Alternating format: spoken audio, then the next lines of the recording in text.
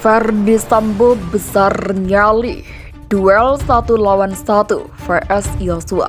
Hakim singgung perang tumbalkan ajudan.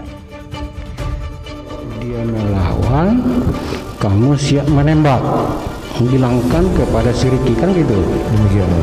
Baik, kamu nggak berani sama Joshua itu? Saya bukan tidak berani, yang mulia. Enggak, maksudnya kalau duel 1 lawan 1 berani nggak? Saya berani, pasti. Berani. Berani, yang mulia. Kamu tahu kalau dia itu olahragawan, bela diri? Saya tidak tahu, yang mulia. Tidak tahu. Saya kan punya ajudan, yang mulia. Iya. Saya harus bisa memanfaatkan mereka untuk membackup saya dalam hal tertentu, yang mulia. Baik. Karena kan kondisi ini juga kan pasti kita tidak tahu seperti apa nanti yang akan terjadi. Ibaratnya mau berperang lah ya. Sudah biasa kalau hakim drama-drama di pengadilan itu sudah hal biasa ya. Bagaimana dibikin suasana seperti apa, sensasional, sentimental gitu kan. Tapi kan nggak bisa dikadalin.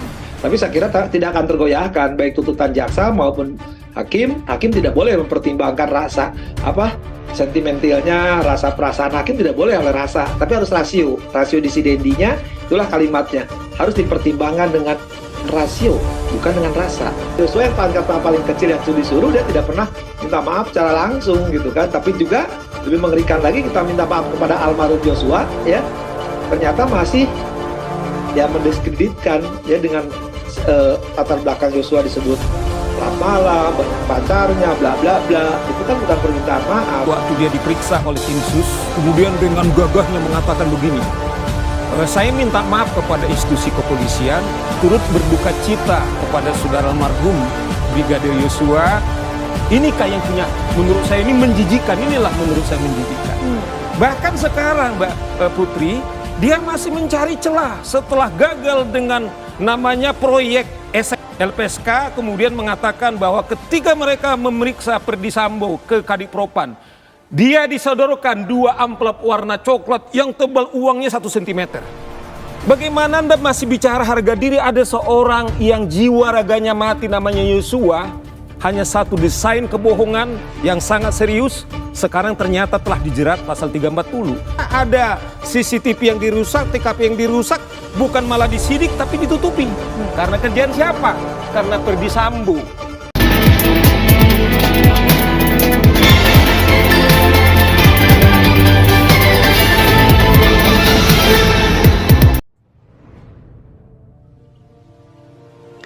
Ferdy Sambo besar nyali. Duel 1 lawan 1 vs Yosua. Hakim singgung perang tumbalkan ajudan. Dalam sidang lanjutan kasus pembunuhan berencana Brigadir J, Ferdy Sambo mengungkap alasannya menyuruh Ricky Rizal dan Richard Eliezer tembak Brigadir J. Jawab pertanyaan hakim soal ketakutannya pada Yosua jika kelahi 1 lawan 1. Ia menepis dengan tegas, bukan takut. Kata Sambo, dia ingin memanfaatkan ajudan sebagaimana fungsinya. Pernyataan itu terlontar di Pengadilan Negeri Jakarta Selatan kemarin pada Selasa 10 Januari. Tepatnya saat sesi pemeriksaan Sambo di kursi terdakwa oleh majelis hakim. Mulanya, hakim meminta Sambo untuk menjelaskan bagaimana rangkaian peristiwa hingga bisa tercetus permintaan tembak Yosua pada Ricky Rizal. Kamu meminta si Ricky menembak atau bagaimana? Tanya hakim anggota kepada Sambo. Setelah Ricky datang, saya sampaikan tahu nggak kejadian di Bagelan? Dijawab, saya nggak tahu bapak. Kamu nggak tahu kalau ibu dilecehkan sama Yosua?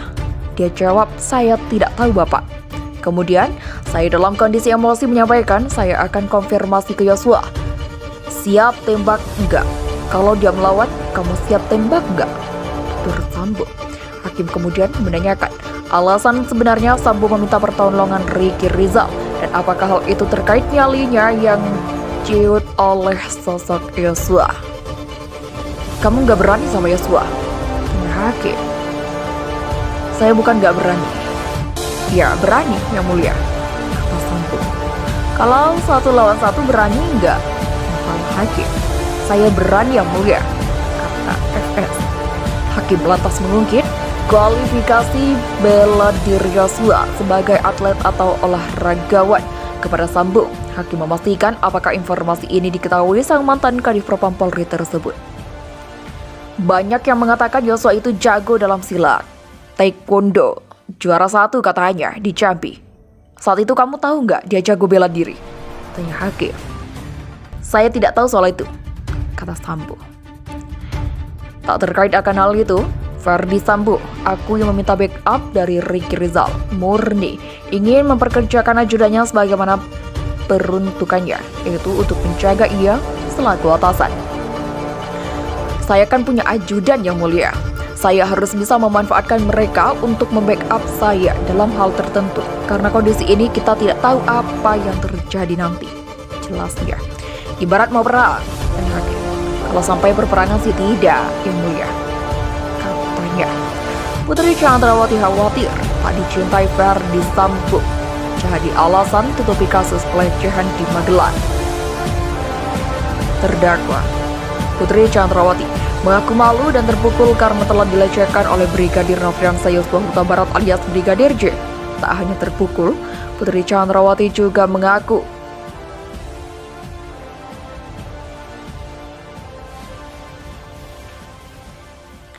takut Ferdi Sambo tidak mencintainya lagi jika menceritakan pelecehan yang dialaminya.